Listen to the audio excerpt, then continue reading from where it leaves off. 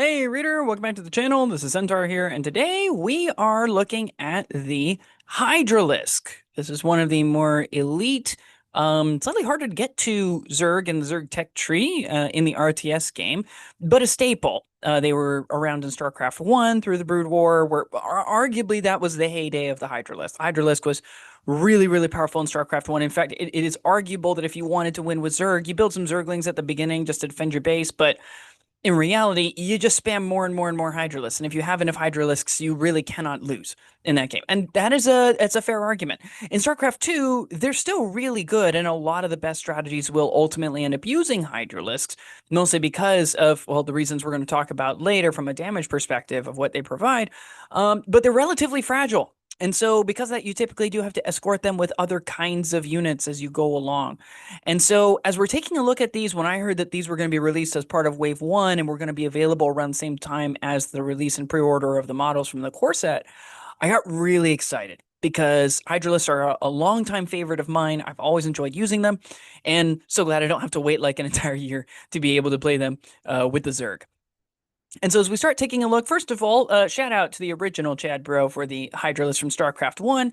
Yeah, it maybe doesn't look exactly like the one from StarCraft 2, and maybe it isn't quite as cool to some people, but man, it does have a very aesthetic look to it that tells you alien while also being just very interesting and cool. But yeah, we're going to be taking a look at what it can actually do. We'll look at its offensive and defensive capabilities. We'll look at the role that it's supposed to fill and whether that lines up with what we're all familiar with from the game. And then answering the oh so important question, do you need it in your collection and should you fork over some of your money?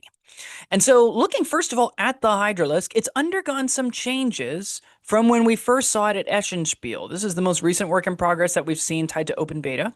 And there's a couple of things that we notice about it. First of all, it's not the fastest thing we've seen so far at speed 4. It's still on par with the Roach. So, keeping up with other Zerg units, not necessarily difficult, which is nice. It also does have an elongated base. So that technically means that while technically its speed is 4, in practice, it's actually maybe to some extent a little bit faster than that, in that it can cover quite a bit of area on account of weird shenanigans that happen with base sizes and how that whole works. And then, as regards its evade and its armor, this is what I imagine is supposed to be kind of the baseline in the game, is a 5+ and a 5+, and everything will either be better than that or worse than that, which means that it's fine. And with 4 hit points on anywhere from 1 to, well, probably you purchase them in a group of 2, but then up to 4 models, that's not bad. It's not necessarily the greatest, but it's not bad as regards the number of wounds that you end up getting. Its size is, again, basically right there on the normal sized side of things, size 2. And so from a stats perspective, I mean, it looks okay.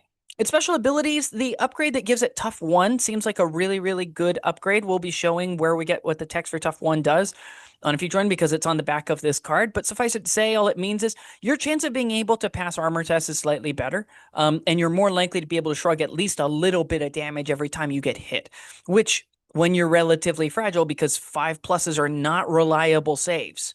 Okay, sometimes they'll work really well for you. Sometimes you'll save a reasonable amount, and sometimes you'll save nothing at all. It's really nice having a rule like Tough 1. And then in the movement phase, we get the Burrow Ambush that we're very familiar with. It looks like basically every Zerg unit gets it. Probably not every Zerg unit. The Swarm host will probably not end up getting Burrow Ambush, is my guess.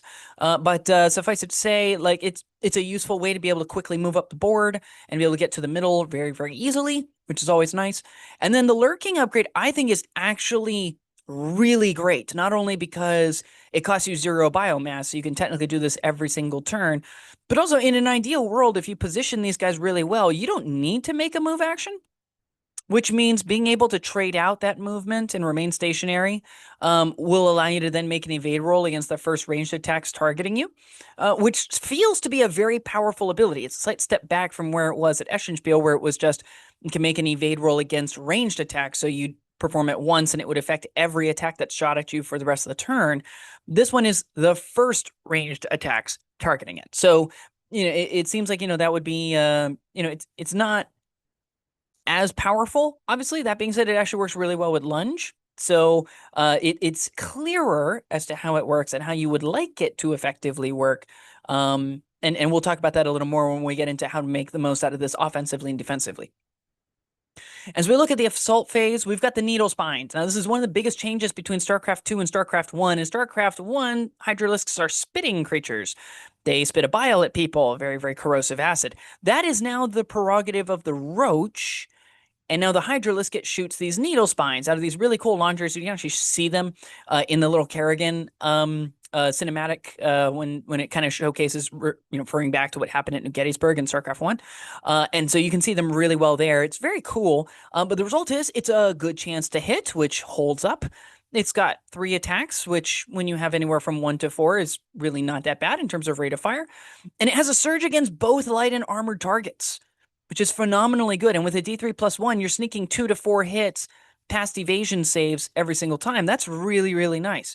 And doing 2 damage on each means that if you can sneak some stuff past armor, I mean, yeah, you'll clock quite a few things and take them all out. And with the target being all consistent with the game, you can shoot at ground targets and air targets, which is really good. The groove spine upgrade, as you see over there on the right-hand side, just makes it so that you can increase the weapon's range to 16 inches, which, I mean, is good. It's not quite as long as the long range on, say, like, Marine rifles, C-14 rifles, but it's still pretty good. It's still a pretty long range. And when you remember that your average board's going to be, 36 by 36, larger ones will get longer, but maybe not quite as wide. So they may not even go all the way out to a 4 by 6 sort of board. That is not bad at all. That is not bad at all. Having a 12 to 16 inch range, you can really make that work. And then you also get the lunge ability. This one does cost biomass, so there might be a limited number of times that you can perform this over the course of the game. But this allows it so when a friendly unit within 12 inches is targeted by a ranged attack, after the attack is resolved, this unit, as long as you're not charged and fighting in close combat, can make a move free towards the attacker. And they do define towards, and we'll be looking at that a little bit later when we throw that up on the screen as part of the defensive stats. But just suffice it to say, one, it's clear as to what you are allowed and what you're not allowed to do, which is always nice when rules are written. Love that. But also this means that if you've already been shot at, you've already used your lurking ability, and so you've been able to make your evade rolls, and now you're not really getting any benefits from standing still, the ability to then be able to strategically redeploy by moving admittedly toward an enemy unit, but maybe that also takes you away from another enemy unit or toward an objective that you're really trying to get to because now your team really needs you somewhere else on the battlefield, is really effective and can be very, very good for you. The lunge, of course, is an ability that's present in StarCraft 2. It's not specifically triggered like you have to be toward the enemy. There's a little bit of room to breathe as regards how the lunge works. But yeah, suffice it to say, this is pretty cool stuff going in the assault phase. And unfortunately, that's where the cool ends, because when we get to the combat phase, 2 attacks on a 4+ when you're limited to a maximum of 4 models, that is a low amount. The scythe blades on those hands are really cool, don't get me wrong. And thematically and historically, Hydralisks are not the greatest in close combat. But like they are like this is an ability. It's not a great ability. For close combat, you really would want something else in the Zerg tech tree to do close combat for you. So as much as possible, maybe stay back a bit with these guys because being charged could be really bad for your health. And when looking at where it was, we noticed that it has been toned down a bit. In fact, in basically every respect, it has never gone up in anything. It has only ever gone down. Okay, so first of all, Lone Wolf has just become a standard rule. When you're down to 1 model, you get an extra 2 inches of movement, which is because of the fact that once you move that lead model, everybody else can end within 2 inches of that model. And so because of that, they're basically making up for what you would lose in what your footprint can be by doing that. So, like there's that sort of stuff. We don't really need to talk about it here. Rerolling all failed armor rolls for the ancillary carapace is definitely weaker than tough 1, no doubt. Lurking, again, affecting all ranged attacks instead of just the first ranged attack is weaker. And then, just saying they can make a free move action towards the attacker. The lunge is still the same. Thank goodness they now have towards as a keyword, and so they define what towards is. And it is slightly more limiting, though I think it is actually better. The one area where they did get a little bit worse with the new card as well, you'll notice, is the combat phase. And I suspect that this was probably the #1 piece of feedback that they got at Eschenspiel and through testing, which was that the Hydralisks were just way too dangerous in close combat. Notice that they had 4 attacks each instead of 2 attacks each. still a 4+ to hit, still damage of 1, but they also got the surge for D3 against any target. And I suspect that there were probably people who came out of it saying like, oh no, this thing's just going to shred everything. There's no reason not to just max out on Hydras and then fill in with whatever else you have left, room for, probably Zerglings, depending on your points level. And so on the whole, toning it back, I think probably healthy for the game because we don't want one unit to be the absolute auto-include. You absolutely need this, even if that's how it was in, like, say, StarCraft 1, where it was basically Hydralisks and Mutalisks. That's all you really needed in order to win anything. But I think in general, probably healthy changes, but it is worth noting that it has been scaled back. So they are listening to feedback, and the team at Archon is making changes, which is good. So for offensive abilities in the movement phase, I think your burrow ambush is really important because it allows you to kind of close the distance. And then if you're able to unburrow and then be able to start taking shots, you can be shooting very, very quickly, which is good. It also means that you will be safer when you start burrowed further up. You will be safer until you activate thanks to the burrow special rule, right? If you have the ability to then burrow, you always get your evade save, period. You can't be hit by ranged attacks unless they're beyond, within 4 inches of you. So, this is already a very effective power build, right? The Zerg already have very powerful abilities just from the burrow ability itself, until we start getting, reliable detectors coming out, which I think every nation would be able to do. Every faction can run. It's just a question of how they choose to do that in the game, because obviously some of them are bigger than others, right? Overlords are a good bit bigger than, say, an observer, for example, in terms of size. In the assault phase, this is really where offensively the Hydralisk begins to shine, because the damage is fantastically good, especially for the volume that you're getting, right? You may not be getting quite as much volume as, say, a Terran Marine section, but like it's still a pretty good volume. And you can surge against anything with anybody, which Marines cannot do. And you're getting the surge with a D3+1, so it's slightly more reliable than a straight D3 roll, where you might only sneak 1 past an evade save. And you're doing 2 wounds every single time you get a hit through past an armor save, which is really, really nice. This is better than a Marauder. It is better to hit because it's a 3+ instead of a 4+, and it's better in surging because it's surging against everything instead of just armored targets. And literally everything else is the same. So from an offensive standpoint, the Hydralisk is the stronger of the options that we've been looking at from these bigger, bulkier, power hitters that can do 2 damage on every single hit. Lunge for reaching the enemy is also quite effective, and this is something we were kind of hinting at before. Obviously, it's not great if you have to lunge toward an enemy who can then just, on the following turn, just light you up really quickly and maul you. But if, let's say that, you have your opponent has a small Marine squad, right? So a 6-man Marine squad, or maybe they've been whittled down, they're down to like 4, and they start shooting at, call it one of your Zergling squads, right? And so they perform the shot, but the Zergling squad is within 12 inches of the Hydralisks.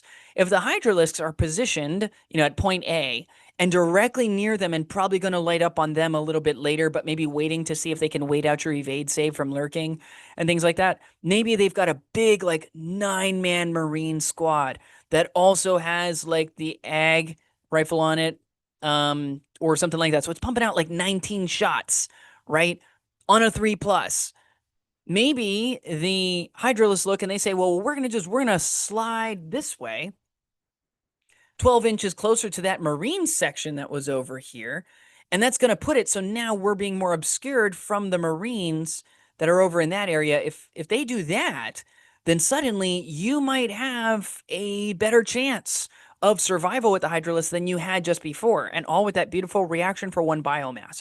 So in addition, obviously, to the fact that you're maneuvering closer to an enemy that you might accidentally be out of range of, right? Like, all of this is really advantageous. If you're up against a Marine squad of 6 or less, and you've got Hydralisks coming at them on the following turn, that is extremely effective. And if you haven't activated yet, so you're using your reaction to kind of maneuver out of the way, you might even get a chance to open up on those Marines. You could start eating stuff alive on that same turn. So, offensively, I think the assault phase is where these guys are really going to shine. It's really powerful, not just because of their attacks, but because of some of the maneuvers and shenanigans that you can get away with this unit. And then in the combat phase, things are pretty bad. If you're ever using the Hydralisk for anything in the combat phase other than performing like a burrow action or something like that, this is pretty bad. Okay, you're only getting 2 to 8 attacks tops on a 4+ with damage 1 and no surges. You're looking at on average 4 hits. Enemy, maybe, even if they don't get an evade save, they're probably going to shed at least 1, maybe 2 of those on armor saves, possibly more than that, depending on what it is that's attacking you in close combat.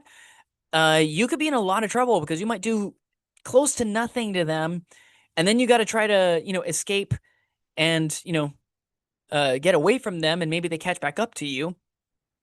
That could be really bad, right? Like, there's just so many things that can go wrong. Same thing we were looking at with the Marauder, right? Like, if the Marauder ever gets caught in close combat, they could be in really deep trouble. And so in general, this is just like, this is going to be really, really good range damage. It is better than a lot of what you're going to see for the other kind of higher end, smaller squad sort of stuff that we've looked at so far.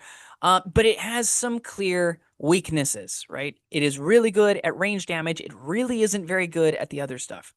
When looking at things defensively, we are not as good as the Marauder, which I think is very fair, right? So for starters, we do get lurking in the movement phase, which I feel like if you don't have to get somewhere, or if you feel like you can move somewhere after having used up lurking in the in the assault phase before you end up using your reaction for lunge, I think that you'll at least be a little more safe. A 5+ followed by a 5+ is basically the equivalent of having a 4+.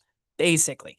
And I think that that's, it's reasonable considering that you've got anywhere from 8 to 16 wounds in the squad, plus tough 1, where as you'll notice down there, you've got, you gain tough 1 with the auxiliary carapace, and tough X just means that you convert X failed rolls into hits during an armor roll. So you're basically always guaranteed to get 1 successful armor block every single time. And you could have as much as all of them, right? Because you would apply this after you know that a roll has failed. It's not like you're rolling 1 less dice, right? Like, that's advantageous. It means you should be able to stick around for a reasonable amount of time. If people put enough fire into you, like everything in StarCraft, you're going to disappear. Okay. In the assault phase, I think one of the best defensive abilities you have that we've already kind of hinted at is the lunge ability, right? The ability to say, well, they're attacking one of my other smaller units, maybe because they're trying to avoid lurking, right? And so they're like, well, if they're going to get that evade save, I'd rather that they activate, maybe we try to chip away at them with something else, and then we can hit them with something even bigger. One of the benefits would be, like, if you have the ability to lurk and, lunge away from a unit that's going to be really dangerous to you toward a unit that's not very dangerous to you, like, that could be really, really advantageous, right? And all it means is you just got to throw your other units, like Zerglings, for example, which you can field by the 100. If you're just throwing those forward, the enemy's going to have to shoot at those because in close combat, they can be quite dangerous. More on that in a future video. And so suffice it to say for now, I think generally lunge is going to be a very critical part of helping to preserve your wounds as long as possible, ironically by moving toward the enemy. You just still have to be really careful about it, right? Because you don't want to get too close to people if you can avoid it. And then in the combat phase, honestly, like defensively, things are really bad. I'm not gonna lie. Like you're in really, really, really deep trouble. And so yeah, you want to avoid this as much as you possibly can. Like tough is great because the ancillary carapace just makes it so that you get a bonus. You convert a failed roll into a hit for armor rolls, not armor rolls against ranged attacks. So you're at least getting tough 1. That is not a good base when you're sitting on a 5+. So, maybe just keep that in mind. But again, like everybody has to have a weakness, and I think that's fine. And that kind of leans into the fact that this is really a skirmisher style role, right? You're designed to kind of batter enemies from a distance, keep them from closing, remaneuver, reposition as needed in order to try to keep these guys alive. But in general, you really don't want to be in close combat if you can possibly avoid it. So what are these guys supposed to do? They're supposed to be a ranged attacker. They're going to give you reliable hits, which is really nice, but they're going to need protectors, defenders. And good news for you, they're a Zerg unit, which means most of the other units in the entire list are either chaff that can be thrown away but want to be playing right up close to the enemy. They're going to be right in people's grills, attacking people in close range, which is going to draw aggro and is going to draw fire away. Or they're really big and really strong and need to be dealt with. Otherwise, they're going to get into close combat with you and they're going to tear you apart, which is really healthy. Or they're really durable roaches who have a shorter range than you, so there's no reason not to have them in front of you taking the beating for you on your behalf so that your Hydralisks live a little bit longer, okay? You have really tricky movement shenanigans, which, again, I feel like can be really effective It's really going to depend on board placement and how open it is. If boards are really open, it may not make a big difference as to what happens, but I feel like there's at least something there for us to all try out and experiment with as to how lunge can be used for evading potential damage that you would otherwise not want to take. And then honestly, just as long as they're just doing the job of throwing shots down range, plinking away wounds, making it easier so that Zerglings and then later on things like Ultralisk can actually do their job, I feel like that's going to be highly advantageous, right? Just really taking advantage of what the other things are providing. And these guys just saying, hey, I'm going to make your life a little bit easier. I just need you to keep them off of me. Okay. It's going to be less durable than the Roach, which is nice because we want the Roach to have a place, even though it is also primarily a range damage dealer. It's now going to serve in a tank role, and this guy's going to serve in a damage role almost exclusively. You get less damage output in close combat than Zerglings, which is nice because one, previously that wasn't necessarily the case. Depending on how many hits everybody got and hit chance and things like that, how many attacks everybody got, the Hydralisk was actually, to some extent, probably better in close combat than the Zerglings were. And so I feel like that this still makes sure that the Zerglings still have a place. All of this is really healthy when we're first launching the game, and we're trying to find a way to fit in all of the units and whether or not we need all of them. And the nice thing about it is that from a computer game perspective, one, the model that you can see over there to the right looks spot on.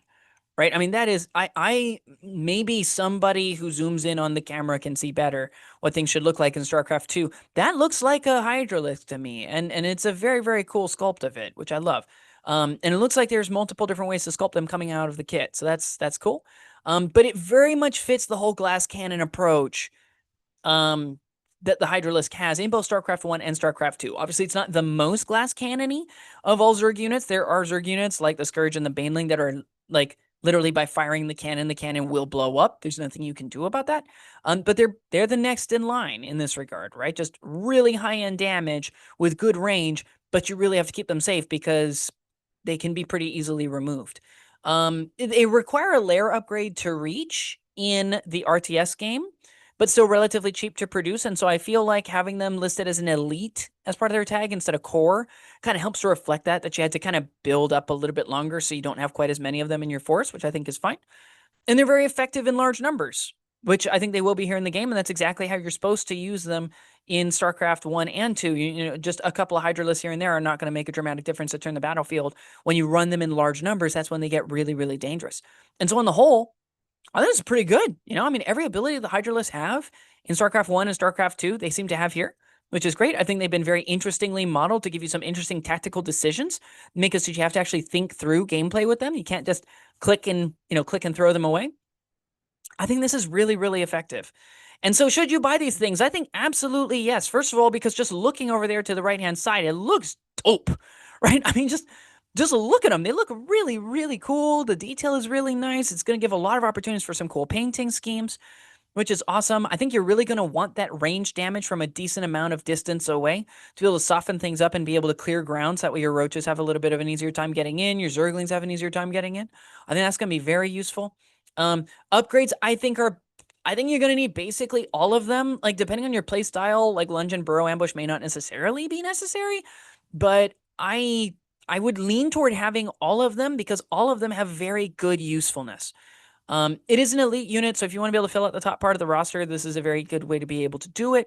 I feel like this is also the kind of unit you could easily use as we go forward, even as larger and more interesting units come about, just because if nothing else, it's surface to ground. And, well, it's surface to air, right? Like, you can do attacks against literally anything that your opponent chooses to field. This guy is something of a admittedly fragile Swiss Army knife to handle it.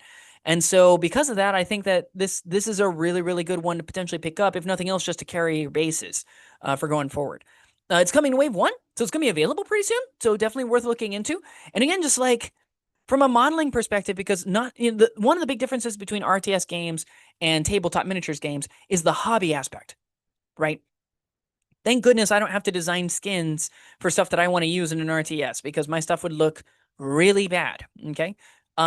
The aesthetic, the beauty, the quality of it, there's going to be a lot of opportunities here between the armored plate areas, the softer skin areas, the various fangs, the claws. Like, there's just going to be a lot of cool and interesting stuff going on the sprue. And I think that's going to be phenomenally rewarding to be able to paint. So my recommendation is when this thing goes on drop, at least order 1 unit of these, maybe even 2, because you might find that it is quite advantageous to run multiples of these just to help cover you on different flanks, to be able to give yourself a few more options to provide the damage output that you might need to allow your Zerglings to close in large enough numbers. I think these guys are going to be very useful. But what do you think? Do you think that maybe the fact that it's so much better than the Marauder offensively could outweigh the fact that it's a little weaker on defense because whoever strikes first might be able to win, just purely off of how many wounds they're able to do? Do you think that it's too weak as it currently stands and it's just going to be a massive point sink that's going to vaporize and disappear before it does anything useful? Let us know down in the comments below, and I will see you next time.